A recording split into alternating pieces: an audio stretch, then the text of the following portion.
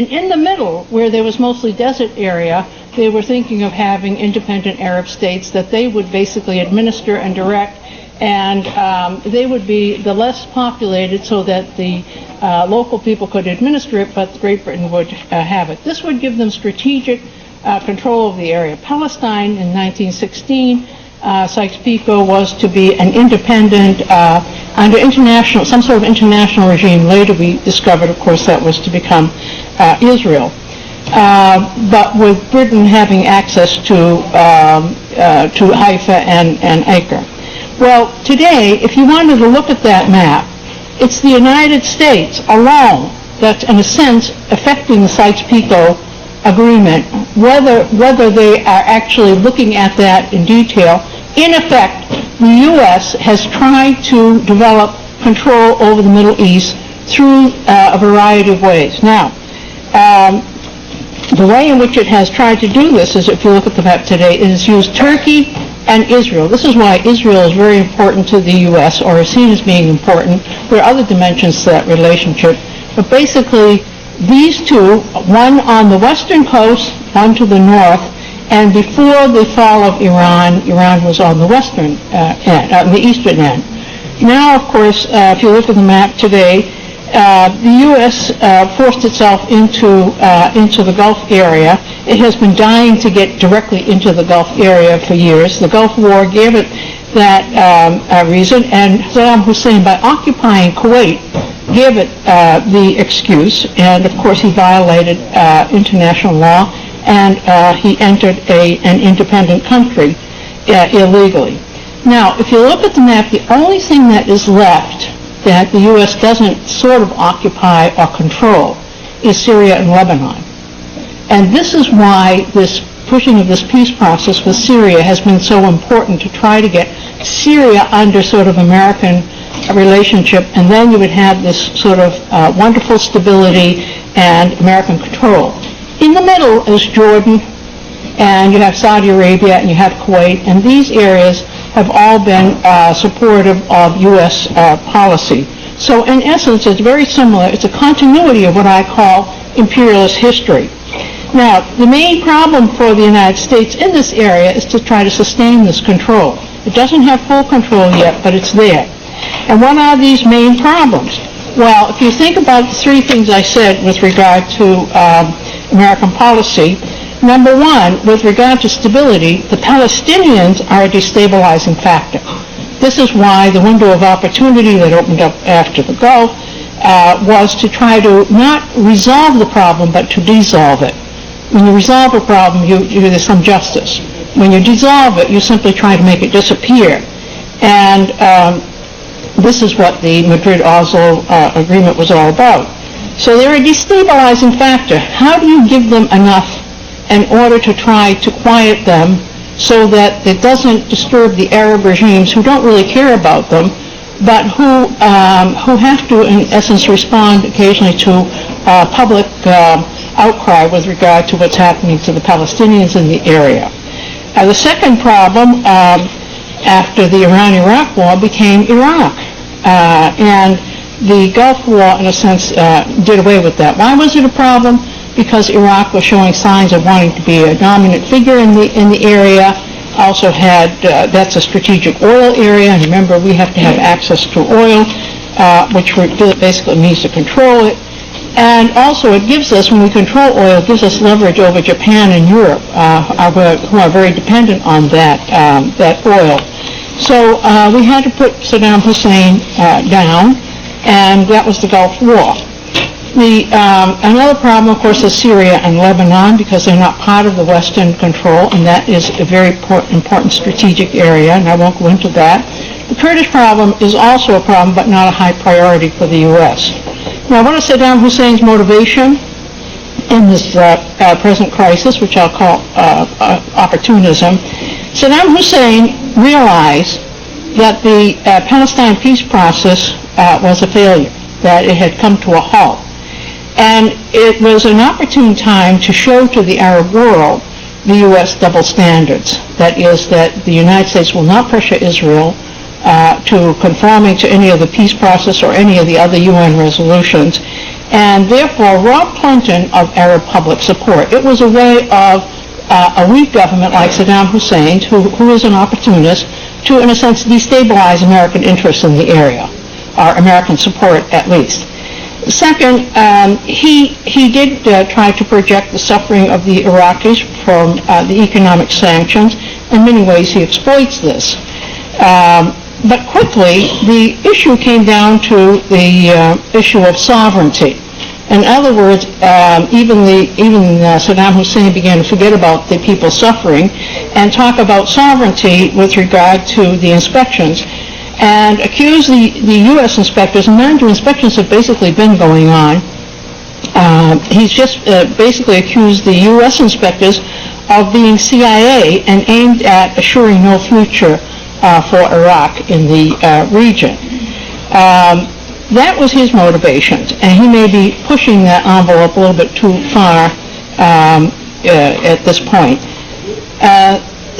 His motivations worked. In essence, the U.S. does not have Arab support, with the exception of Kuwait, which is sort of in between a rock and a hard place, literally. And so what are the U.S. motivations and goals? Well, actually, the U.S. motivations are political. They're not really technical. I think that Clinton is, in a sense, painting himself into a corner. But why? When I say political, the motivation this time, because there's no clear objectives, there's no really clear reason, there's no really clear threat.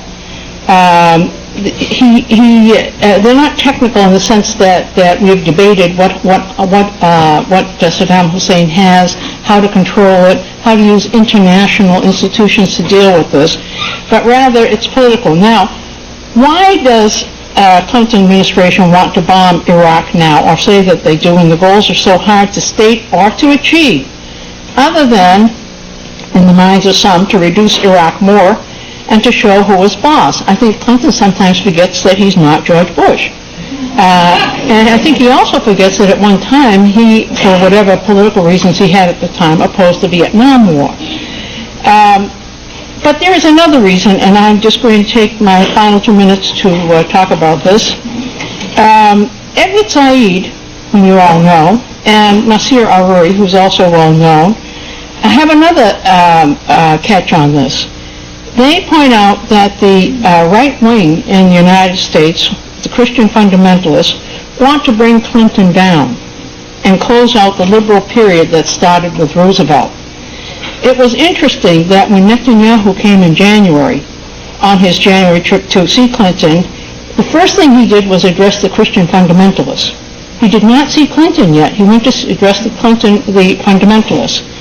And it was a way of showing to Clinton, whom he expected to maybe rap him on the knuckles, or at least to, give him a Kleenex on the knuckles, that I have friends in the United States, and they're powerful, so don't push me around. And as you know, at the same time, the Lewinsky affair came out.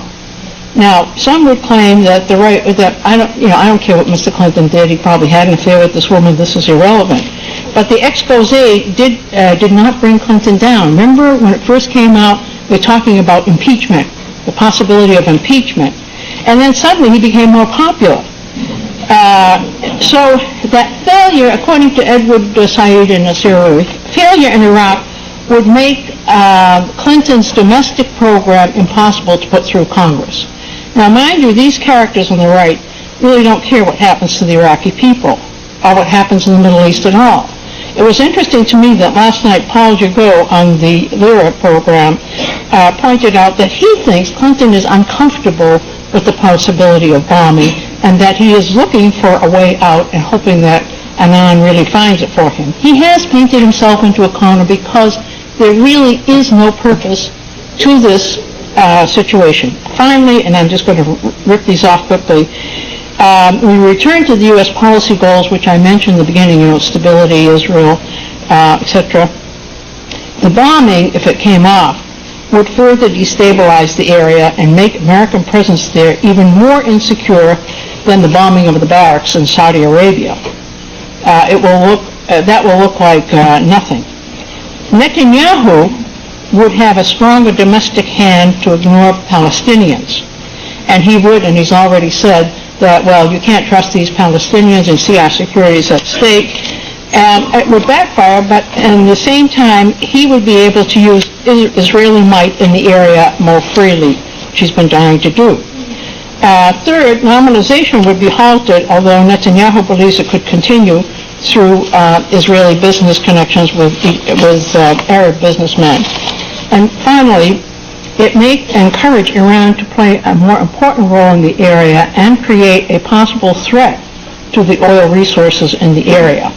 There are other ways of handling this. We can do this in the discussion period, but this basically is my analysis for now. Thank you very much.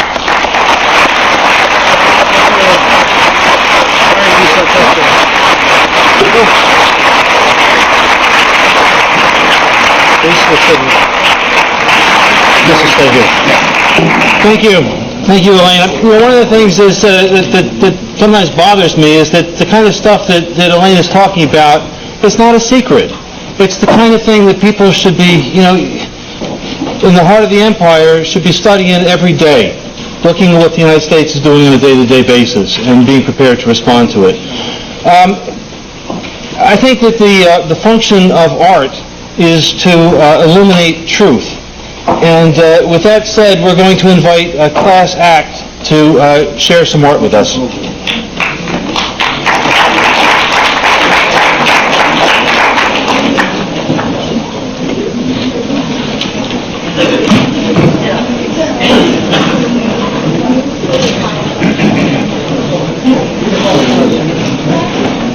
Good afternoon, ladies and gentlemen! We would like to present the other side of the argument that you've been hearing here today, which is sorely underrepresented in this room, I see.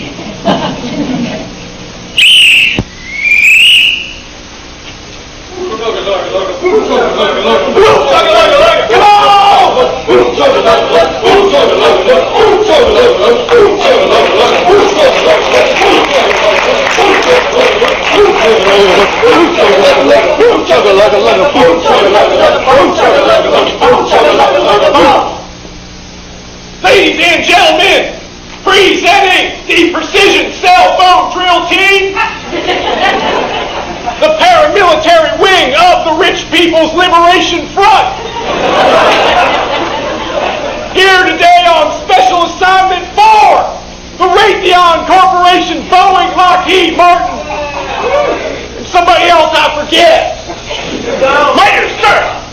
Thank you, soldier. Financial Research Corporation. Thank you, soldier. That will be all. Precision Cell Phone Drill Team, present shapes.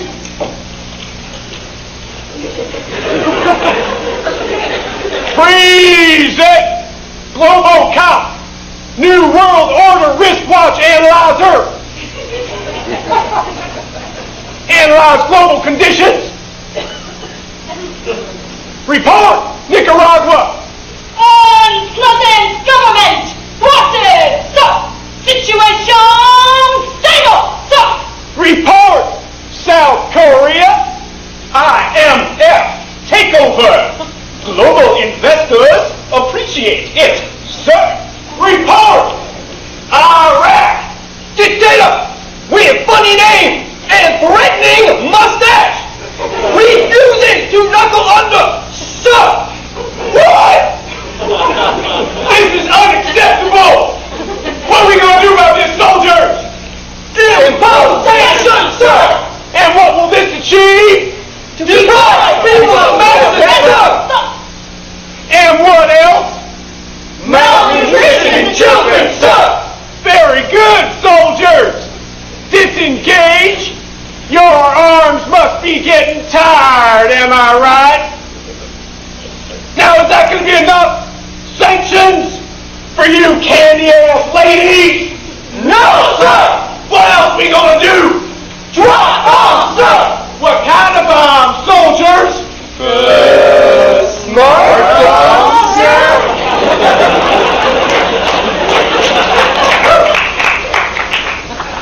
I couldn't quite hear you, soldiers! Smart bombs, sir! That's better! Soldier!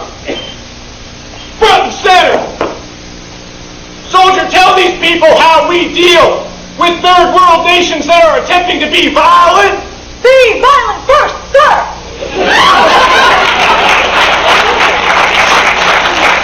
They're a good soldier back in line. Precision cell phone drill team, present phone. Dial allies. Right here. For Britain, press 1. For France, press 2. What number was Russia? Are they What's the problem here, soldiers? Nothing from me, sir. Never mind. Schedule bombing. February 22nd. CBS says no good stuff. Olympics closing ceremony start.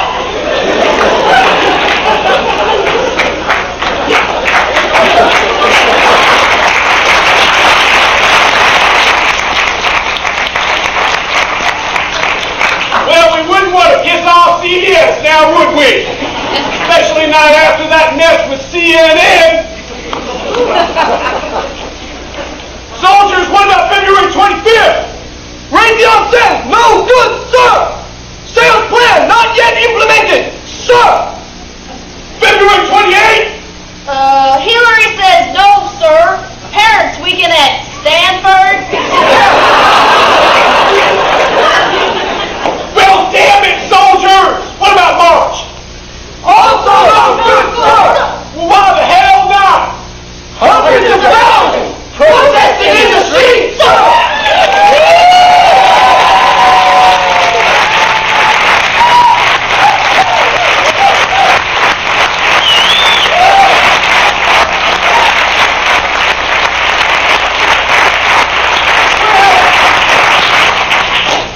Well, shit! Shit, sir! Bring up phone, soldiers! This requires a unified front, show of strength and force! Prepare to march on your left, left, left, right, left, left, left, left, right, left. Starving children's not enough. Starving children's not enough. Show them that we're really tough. Show them that we're really tough. Don't want no new kid on the block. Don't want no new kid on the block. Bomb the fuck out of Iran. Bomb the fuck out of Iran. Sound off. Smart bomb. Sound off. Kill them. Sound off. Smart bomb. Kill them. Not us.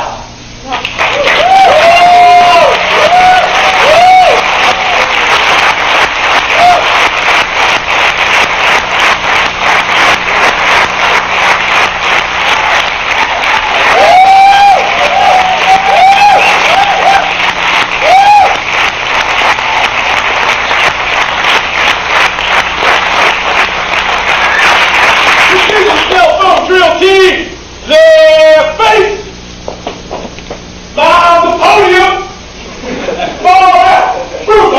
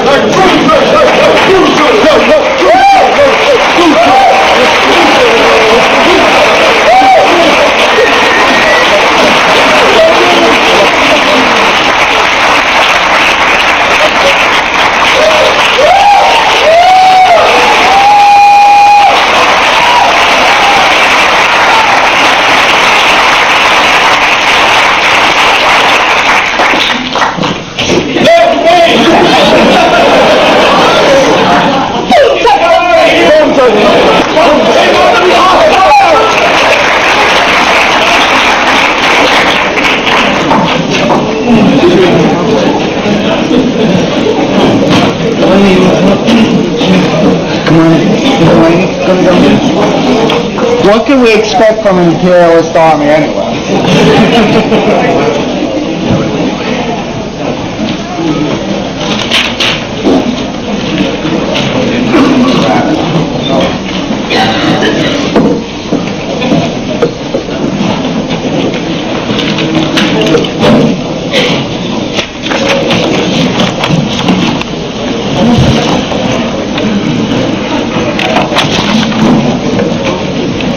Well, you got lots of national treasures. Hundreds of thousands of people. It was hundreds of thousands who came to Washington in 1969 who, unknowing to themselves, kept Richard Nixon from dropping nuclear weapons on Vietnam. It's in Nixon's memoirs. There's a lot of things happening. We're told, reminded that there's going to be the launching of yet another death ship up in Maine on the 27th. There have been, the veterans are going to be up there, and that's a place where there's been a fair bit of civil disobedience. It might be an interesting place to be going.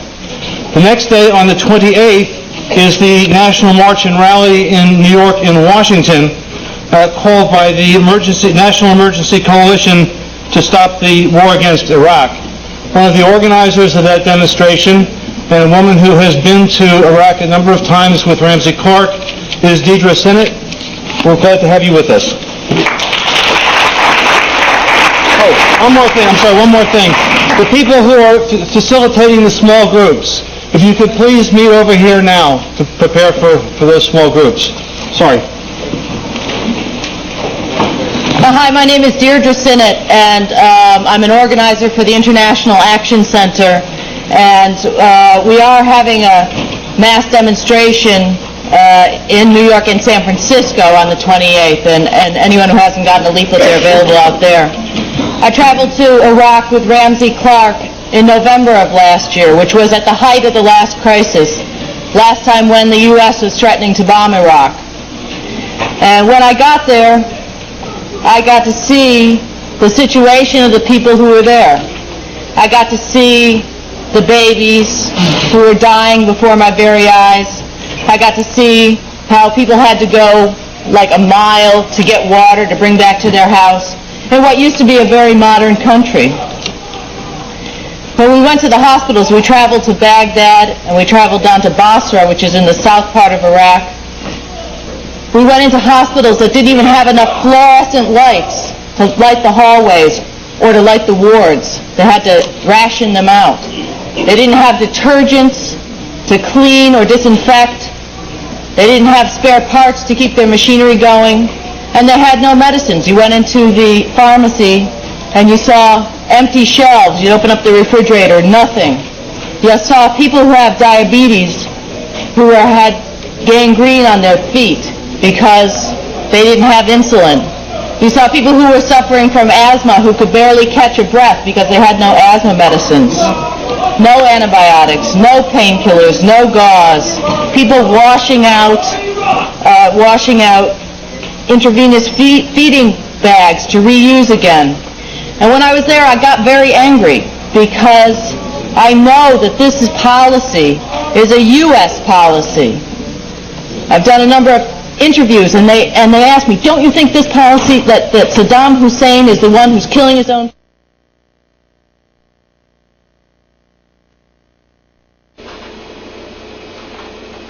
I'm Mark Brzezinski, your host for this weekly program, Mideast Realities, and thank you for watching. If you too are concerned about the situation in today's Middle East and about U.S. policies toward that crucial region of the world, and if you'd like to meet like-minded persons, why don't you come to one of our weekly social meetings? I'll be there, of course. Just give us a call for details.